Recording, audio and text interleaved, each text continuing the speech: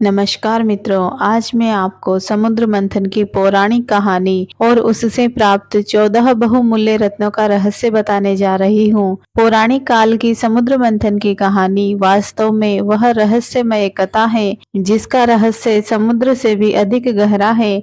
कभी कभी इस घटना को काल्पनिक मानने का मन करता है, क्योंकि समुद्र मंथन में जिन भी घटनाओं का वर्णन किया गया है वह असंभव सी प्रतीत होती हैं। लेकिन जब इनकी सच्चाई के जीते जागते प्रमाण हमारी पृथ्वी पर मिलते हैं तो मन इस अद्भुत घटना को सच मानने के लिए विवश हो जाता है। आज हम आपको समुद्र मंथन की दिलचस्प कथा से आपका विस्तार से परिचय कराते हैं, जिसमें भगवान विष्णु ने वह चमत्कारिक लीला दिखाई है जिसे जिस किसी ने भी देखा वह दंग रह गया।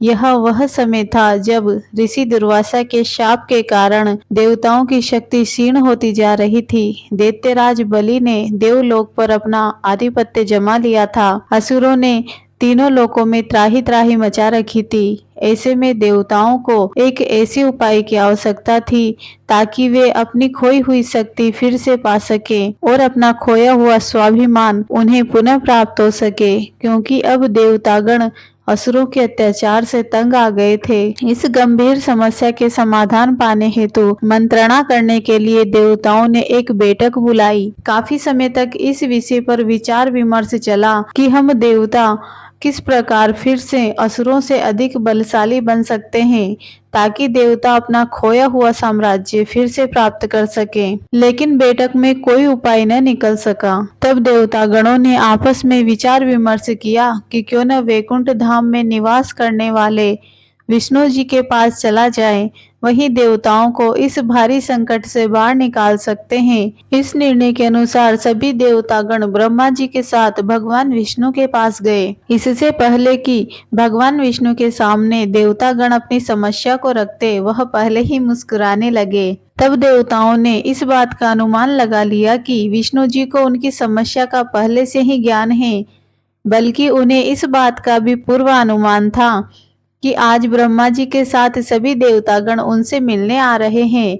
अब सभी देवता अपने हाथ जोड़कर भगवान विष्णु के सामने खड़े हुए। असुरों के भय से ग्रस्त किसी देवता के मुख से कोई शब्द नहीं निकल रहा था। जब विष्णु भगवान ने देखा कि सारे देवतागण मौन हैं, तो वह खुद ही बोल उठे, क्यों न आप सभी लोग देवतागण असुरों से मैत्री कर ले। विष्णु जी के मुख से यह बात सुनकर सभी देवतागण आश्चर्यचकित हो गए। वह सभी एक दूसरे का मुंह देखने लगे। उन्हें समझ नहीं आ रहा था कि विष्णु जी देवताओं के सामने दैत्यों से इस प्रकार मैत्री करने का परामर्श क्यों दे रहे हैं। देवराज इंद्र एकाएक बोल उठे, हे नारायण, आप यह क्या कह रहे हैं?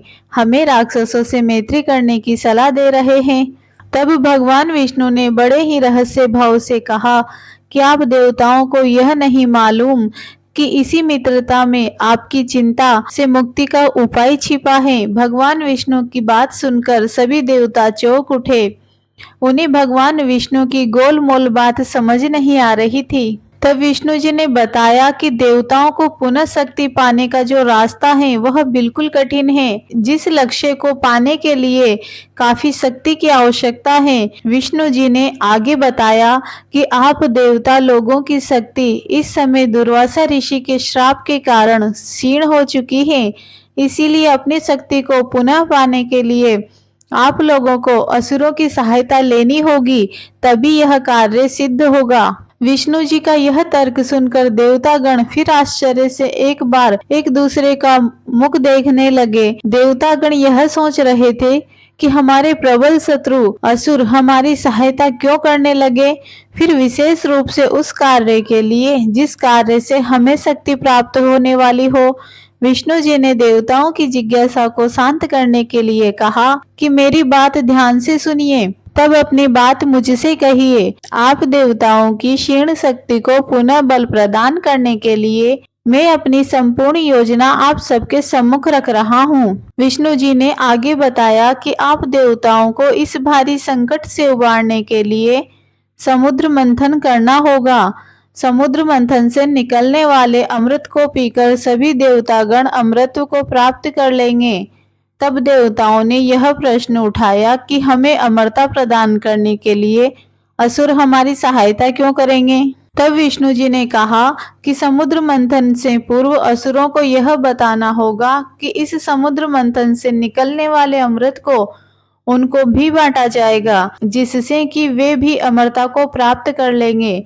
विष्णु जी की बात पर देवतागण बोल उठे, तो क्या असुरों को भी अमृत प्रदान करना है। देवताओं के इस प्रश्न से विष्णु जी ने अपनी एक उंगली अपने होठों पर इस प्रकार रखी कि जैसे देवताओं को इस बात पर चुप रहने के लिए कह रहे हो। विष्णु जी के चेहरे पर हल्की सी मुस्कुराहट थी। उनकी इस रहस्यमयी मुस्कान के पीछे असुरों को अमृत देने का लालच देकर उनके साथ छल करने का भाव था, लेकिन देवतागण जानते थे कि असुरों के साथ छल करना इतना आसान नहीं है। उन्हें इस प्रकार अमृत का लालच देकर फिर उनके मुख से अमृत का प्याला छीन लेना उन्हें असंभव सा प्रतीत हो रहा था। लेकिन फिर सभी देवताओं ने सोचा कि भगवान विष्णु ने समुद्र मंथन का रास्ता दिखाया है, वही इस समस्या को आगे भी संभालेंगे। भगवान विष्णु की योजना के अनुसार उस समय तीनों लोकों में राज्य करने वाले असुरों के राजा बलि को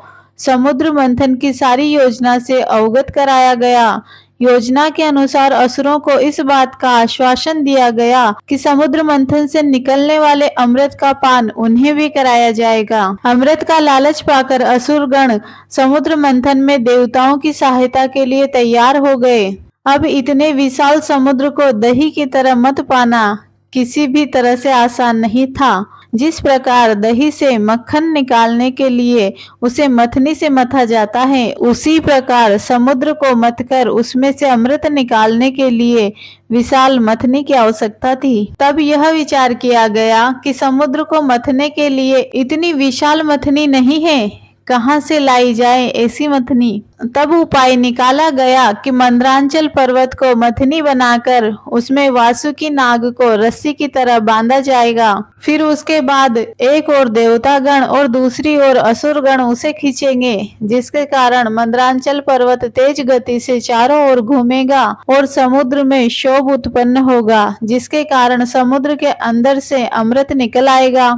समुद्र मंथन के लिए मथनी और रस्सी के रूप में मंद्राचल पर्वत और नागराज वासुकी का प्रयोग करने का विचार भी विष्णु भगवान ने ही दिया, जिसे सभी ने स्वीकार कर लिया। निर्धारित तिथि और समय पर समुद्र मंथन आरंभ हुआ। एक एक करके इस समुद्र में से 14 रत्न निकले। यद्यपि इसके प्रारंभ में न तो देवताओं को और न ही असुरों को इस बात का अंदाजा था कि इस समुद्र मंथन से 14 रत्न निकलेंगे। उन्हें लगा कि इस समुद्र मंथन से केवल अमृत ही निकलेगा, जिसकी उन सभी को लालसा थी, किंतु ऐसा नहीं हुआ। समुद्र मंथन में से केवल अमृत ही नहीं बल्कि 14 रत्न निकले। यह वह अद्भुत घटना थी जिसे सृष्टि के सारे जीव जंतु आश्चर्य से देख रहे थे।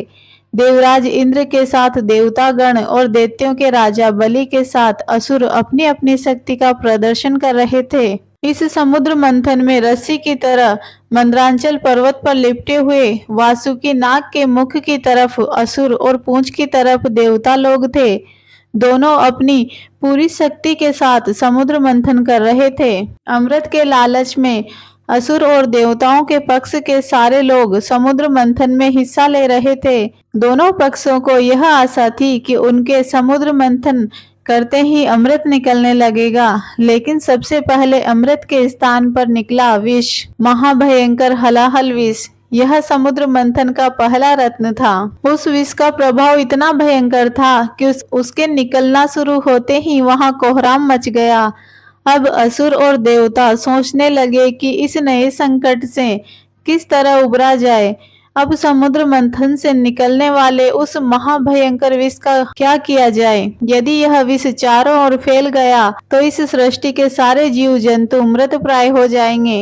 असुरों और देवताओं ने एक से बढ़कर एक विषैले सर्पों को अपनी जटाओं में धारण करने वाले भगवान शिव से यह प्रार्थना की कि उन्हीं में यह क्षमता है कि किसी प्रकार से समुद्र मंथन से निकलने वाले इस महाभयंकर हलाहल विष से उन्हें और संपूर्ण जीव जगत को मुक्ति दिलाएं। असुरों और देवताओं की प्रार्थना को स्वीकार कर भगवान शिव ने समुद्र से निकलने वाले विष को अपनी अंजुली में ले लिया और उस भयंकर विष को अपने कंठ में उतार लिया, क्योंकि उन्हें सृष्टि के समस्त जीव जंतुओं की रक्षा करनी थी। सभी असुर भगवान शंकर की अद्भुत लीला को देखकर आश्चर्यचकित रह गए। इस अति भयंकर घटनाक्रम से पस्त हुए असुरों और देवताओं का भगवान विष्णु ने उत्साह बढ़ाया और असुर तथा देवतागण एक बार फिर से समुद्र मंथन में जुट गए। देवताओं और असुरों दोनों पक्षों का यह सोचना था कि विष तो निकल चुका है,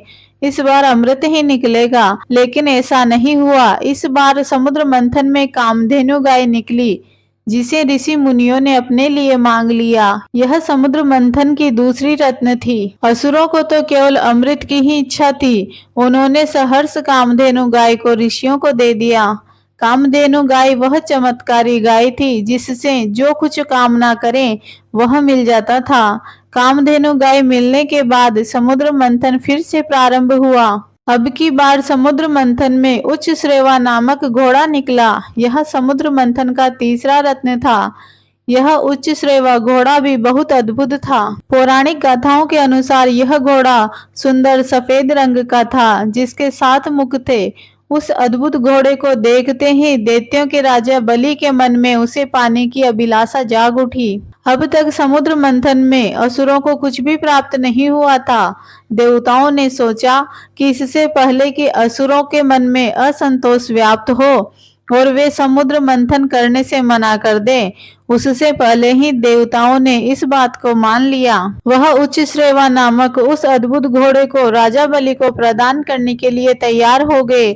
समुद्र मंथन से निकलने वाले उस अद्भुत घोड़े को पाकर अब असुर और भी प्रसन्न हो गए, क्योंकि उन्हें लगा कि अब समुद्र मंथन का लाभ उन्हें भी मिलने लगा है। उसके बाद तो वे पूरे उत्साह के साथ देवताओं का समुद्र मंथन में साथ देने लगे। इसके बाद समुद्र मंथन से ऐरावत नाम का हाथी निकला। यह समुद्र मंथन का चौथा रत्न था। इस ऐरावत हाथी को देवराज इंद्र ने ले लिया। यह ऐरावत हाथी क्या एक प्रकार का दिव्य विमान था, जो अद्भुत एवं अद्वितीय शक्तियों तथा क्षमताओं से परिपूर्ण था। कहा जाता है कि इसमें इतनी क्षमता थी कि इस पर सवार हुए योद्धा को युद्ध में हरा पाना लगभग असंभव है। इसके बाद समुद्र मंथन से कौस्तुभ मणि निकली। यह समुद्र मंथन का 5वां रत्न था। इस बहुमूल्य रत्न को भगवान विष्णु ने अपने पास रख लिया और अपनी छाती पर धारण कर लिया। इस प्रकार समुद्र मंथन से एक के बाद एक रत्न निकलते गए। इन रत्नों की संख्या 14 थी। अब समुद्र मंथन से कल्प वृक्ष नाम का पेड़ निकला। यह समुद्र मंथन का चौथा रत्न था। इसके बाद समुद्र मंथन से रंभा नाम की अपूर्व सुंदरी अप्सरा निकली। यह समुद्र मंथन की 7वीं रत्न थी। इसी प्रकार समुद्र मंथन से आगे कमल पुष्प पर माँ लक्ष्मी जी प्रकट हुई। वह समुद्र मंथन की 8वीं रत्न थी, जिन्हें भगवान विष्णु ने अपनी अर्धांगिनी बना लिया। उसके बाद कन्या रूप में वारिणी देवी समुद्र मंथन से प्रकट हुई। वह समुद्र मंथन की 9वीं रत्न थी। इसी क्रम में समुद्र मंथन में आगे चंद्रमा निकले। यह समुद्र मंथन के 10वें रत्न थे। अत्यंत मनोहारी पुरुष के रूप में निकले चंद्रमा का देवताओं ने स्वागत किया, किंतु उस समय उनके महत्व का न तो देवताओं और न ही असुर गण समझ सके। फिर भगवान विष्णु ने उनका तिलक करके उन्हें सौर मंडल के विशिष्ट स्थान पर स्थापित किया। इसके बाद समुद्र मंथन से पारिजात का वृक्ष निकला। यह समुद्र मंथन का 11वां रत्न था। धरती पर जो पारिजात का वृक्ष उपस्थित है, उसका तो अधिकतर उपयोग पूजा और उपासना में ही किया जाता है, किंतु देवताओं एवं असुरों द्वारा किए गए समुद्र मंथन से जो पारिजात वृक्ष निकला था, वह अद्भुत औषधीय गुणों से परिपूर्ण था। कहा जाता है कि पारिजात वृक्ष में शरीर के समस्त प्रकार के दोषों को दूर करने की क्षमता थी। इसे भी देवताओं ने अपनी अमरावती के लिए रख लिया। इसके बाद समुद्र में से एक दिव्य शंख निकला। यह समुद्र मंथन का 12वां रत्न था। पहले तो किसी के समझ में नहीं आया कि यह वस्तु क्या है।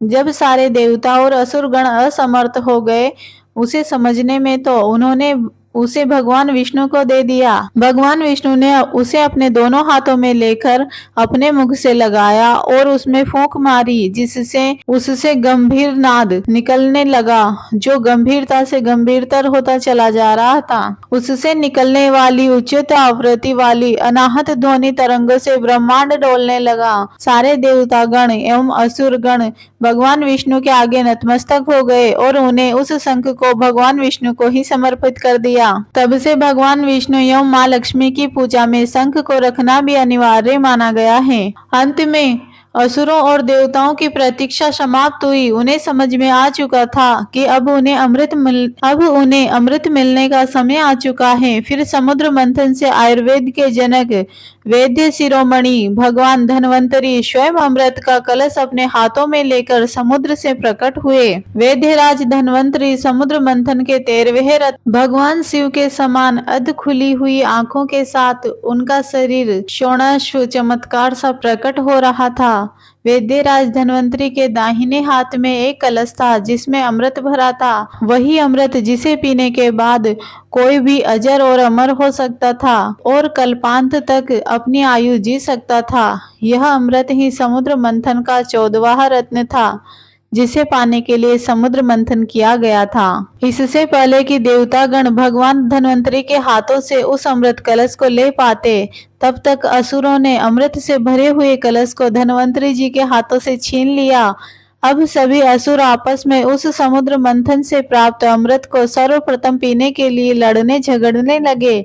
कहते हैं कि असुरों की छीना झपटी में अमृत कलश की कुछ बूंदें धरती पर जा गिरी। जहां आज हरिद्वार, प्रयाग, उज्जैन और नासिक जैसे पावन स्थान स्थित हैं। बताया जाता है कि अमृत कलश से अमृत पाने के लिए संघर्ष 14 दिन तक चला। दुर्वासा ऋषि के श्राप के कारण क्षीण शक्ति वाले देवता केवल मूक दर्शक बन गए थे। उस समय असुरों के बल के आगे उनकी हिम्मत ही नहीं पड़ी कि उस अमृत पर अपना दावा ठोक सके।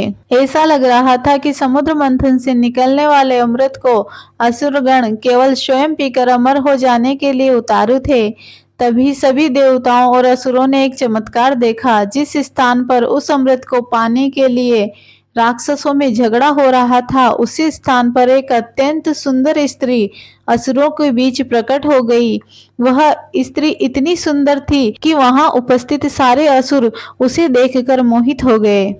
ऐसा लग रहा था कि उसके अंग प्रत्यंग किसी और ही दुनिया से तरासे गए हैं। देवता भी उस अप्रतिम रूप सौंदर्य को देखकर हतप्रभ से खड़े हो गए। सही मायने में पूरे ब्रह्मांड में उससे अधिक सुंदर स्त्री कोई नहीं हो सकती। अब वह असुरगण उस अमृत कलश की अभिलाषा को छोड़कर उस सुंदर स्त्री की कामना करने लगे। वे उसे रिझाने लगे। उस सुंदर स्त्री ने अपनी मोहिनी सूरत और अत्यंत कमनीय काया का असुरों पर जो जाल फेंका था, उस जाल में असुरगण पूरी तरह फंस गए थे। जब उस सुंदर स्त्री ने अपनी मधुर संगीतमय वाणी में बोलना प्रारंभ किया, तो सभी असुर सम्मोहित हो गए और अपनी सुध बुध भूल गए। बल्कि यह कहा जाना चाहिए कि समुद्र मंथन कर रहे सारे असुर उस सुंदरी के रूप पास में बंध गए। जैसा वह सुंदरी कह रही, असुर वैसा ही कर रहे थे, क्योंकि अब वे भूल चुके थे कि समुद्र मंथन क्यों कर रहे थे। उनकी अमृत पाने की चाह सुंदर स्त्री को पाने में बदल गई थी। उस रहस्यमयी सुंदर स्त्री ने असुरों से कहा कि वह उस अमृत कलश को उसे दे दे, जिससे वह असुरों और देवताओं दोनों को अमृत पान करा सके। यद्यपि दैत्यराज बलि एक गंभीर व्यक्ति थे, लेकिन वे उस सुंदरी के रूप के जादू में इस तरह बंध गए थे कि वे मना नहीं कर सके और उन्होंने अपने पास के अमृत कलश को अब उस मोहिनी स्त्री को दे दिया। उसके बाद उस स्त्री ने कहा कि आप असुर और देवता सभी लोग अलग अलग पंक्ति में बैठ जाएं, ताकि वह बारी बारी सबको अमृत बांट सकें। असुर और देवता अलग अलग पंक्तियों में बैठ गए। उस सुंदरी ने सर्वप्रथम देवताओं को अमृत बांटना शुरू किया। उस सुंदरी ने असुरों को अपने मोह पास में बांध दिया था। वह स्त्री कलश से अमृत तो देवताओं को बांट रही थी, लेकिन अपने चेहरे एवं कमनीय काया के भाव भंगिमा से अपने अतुलनीय यौवन एवं रूप का जादू असुरों पर छलका रही थी। असुरगण तो उस सुंदरी के मोह में इस तरह पागल हो गए थे कि वे अपनी सारी सुध बुध खो चुके थे। लेकिन देवताओं की अमृत पाने की इस चाल को राहु नामक दैत्य समझ गया था। वह उन सब में सबसे अधिक बुद्धिमान था, इसीलिए वह चुपके से देवताओं का रूप धारण कर देवताओं की पंक्ति में बैठ गया और उसने भी अमृत पी लिया। चंद्र और सूर्य ने भगवान विष्णु को इस बात से अवगत करा दिया। भगवान विष्णु, जो अब तक उस सुंदर स्त्री का रूप धारण किए हुए थे, अपने असली रूप में प्रकट हो गए और सुदर्शन चक्र से राहु का मस्तक काट दिया। समुद्र मंथन से निकले हुए अमृत को सारे देवता भी पी चुके थे। जब असुरों ने देखा कि वह सुंदर स्त्री भगवान विष्णु के रूप में परिवर्तित हो गई, तब उन्हें पता चला कि उनके साथ धोखा हुआ है। उस स्त्री के प्रेम में वशीभूत होकर असुरों ने अमृत कलश को खो दिया। अब तो असुर और देवताओं के मध्य भयंकर संग्राम आरंभ हो गया, जिसे देवासुर संग्राम के नाम से जाना जाता है। लेकिन अब देवताओं ने अमृत को पीकर अमरता को प्राप्त कर लिया था। अंततः असुर पराजित हुए और उन्हें देवताओं को देवलोक वापस करना पड़ा। तो यह थी समुद्र मंथन की पौराणिक कहानी और उससे प्राप्त 14 बहुमूल्य रत्नों का रहस्य।